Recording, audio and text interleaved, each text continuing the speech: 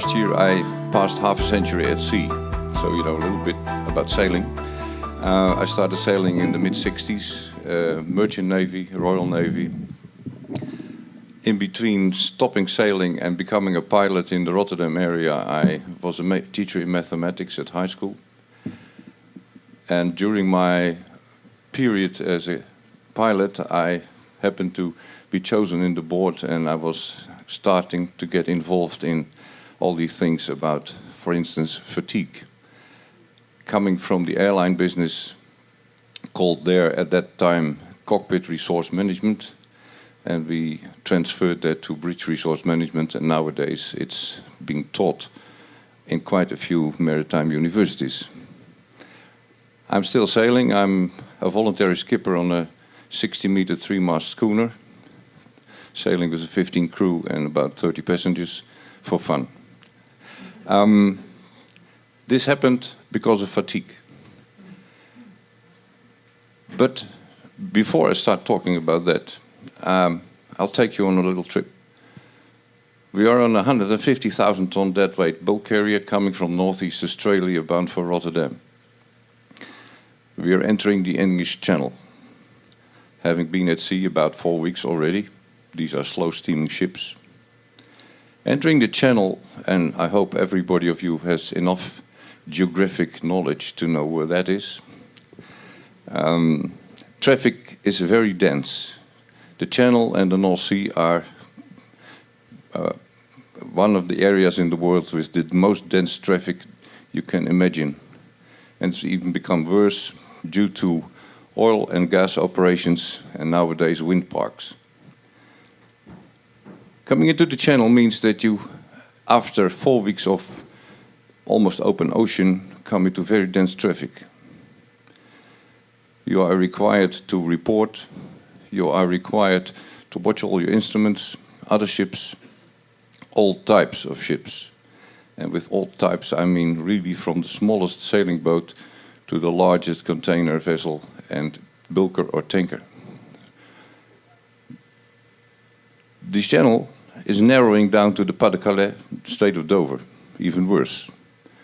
And when you have covered that area, you come into the pilot area of Rotterdam. At certain points, we pilot about 30 vessels per hour. And the safety envelope of a captain is mostly a lot larger than the safety envelope as a pilot. So you have to negotiate that with your captain master if you come on board. A lot of things are required. So the ship comes in, pilot on board, dense traffic, 150,000 tons, means in my area about 2 to 4 tugs, depending on where to go. So the crew has to go on deck, pilot on board, maneuvering, engine room people busy. Sometimes you need full powers, more than you expected at sea. Docking, linesmen coming alongside. Once you're docked, and we have made a survey on that when we're doing these things, that there is a chance that within a couple of hours you have to meet about 10 to 30 different people who want to know anything of you. And just to give you a little example, it started with me as a pilot, then the tugs, then the linesman, then the loading master or the docking people coming on board, ship alongside, immigration, police, health care, depending on where your ship comes from, stores, bunkers, port state control, flag state control, engine room repairs, and so on and so on. And you have to deal with all that. Coming through the English Channel with all its very intense things to think about. Where does that lead to? That leads to something that all over the world we call fatigue. If you type fatigue on Google, you might end up with more than 120,000 hits. So it doesn't help you much. But all these hits narrow down to only a very short definition. This is the word. The word is not with a Q, but with a G. Some people think it has to be with a Q. No, it's a French word, and all the Frenchmen around here, or French-speaking people, know exactly what it's all about. But the definition is as follows. It's not only being tired. It is a feeling of extreme physical and or mental tiredness. So it is either one or another, or the combination. All these 120,000 hits dial down to this definition.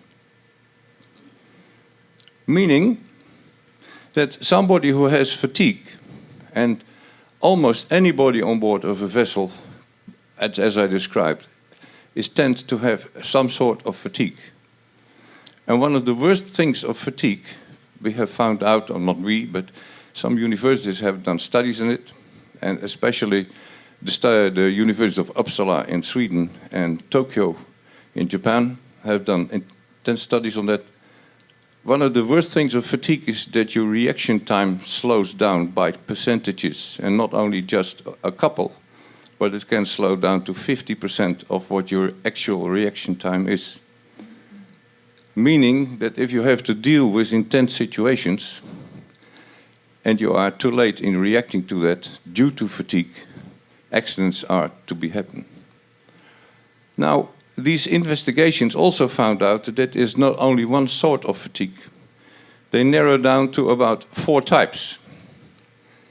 And you can run into one type, but you can also run into a mixture of types. And then the question comes, how do you get out of it? The first one.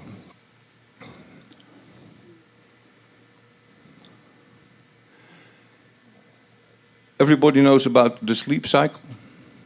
Or do I have to explain that a little?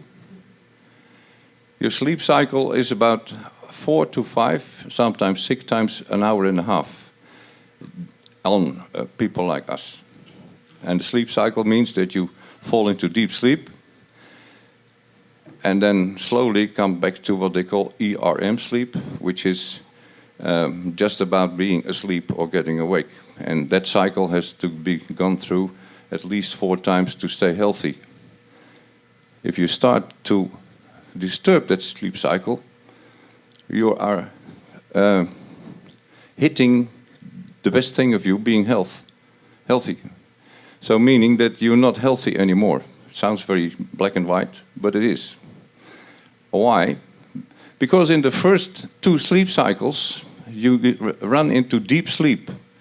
And in deep sleep, some hormones are set off to start your body remake yourself. And that's anything, that's muscle tissue, that's bone tissue, but it's also brain tissue.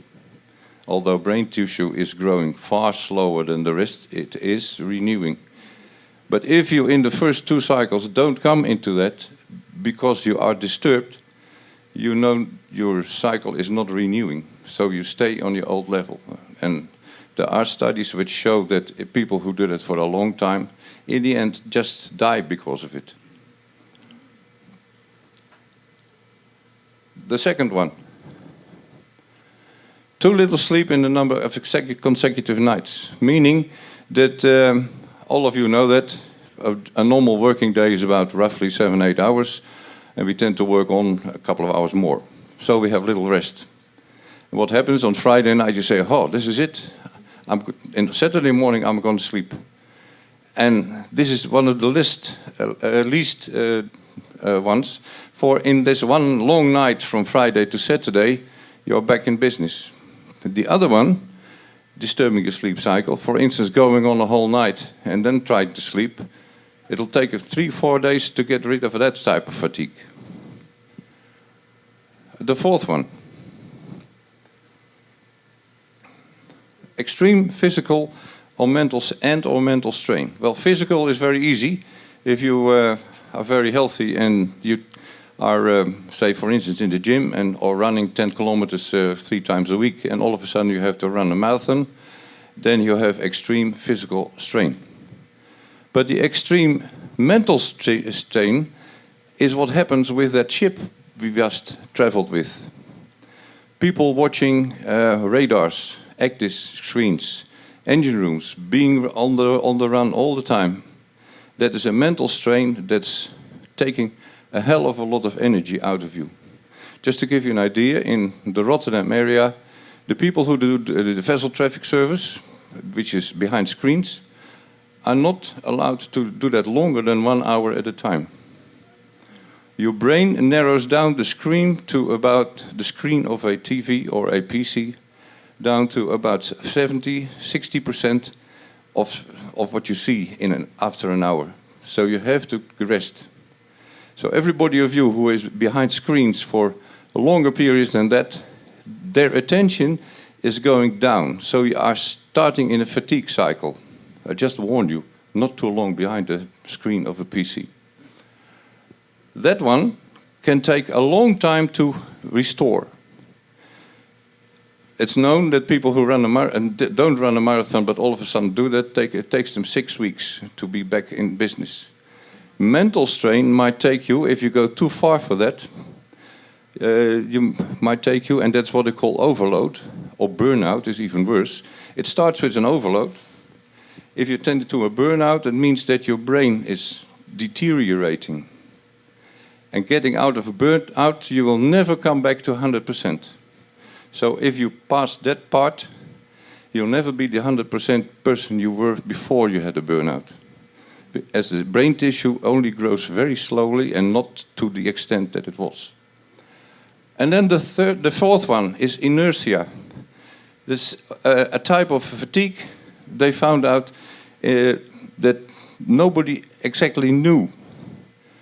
What you see now, just to give you an example, is that in flying business, if a pilot, there's a pilot from a plane, has to wait more than 2 hours. I know that is an example from the Netherlands. He is taking off that plane, and a new pilot is coming up because he has done nothing for 2 hours. It's a kind of that you shut down your brains, and if your brains have been shut down, it takes at least half an hour to go back to full force, and that's too long. So what they do then, you get taken off, another pilot comes in the plane, and you get the time to restore back to your maximum. Inertia. This inertia is something that happened on our ship, leaving northeast Australia, sailing down the east coast, across the Indian Ocean, and all the way up to the Channel. For it was just easy sea days, doing nothing than other things than watch 4 hours on, 8 hours off, 4 hours on, 8 hours off. You tend to come into a state of inertia.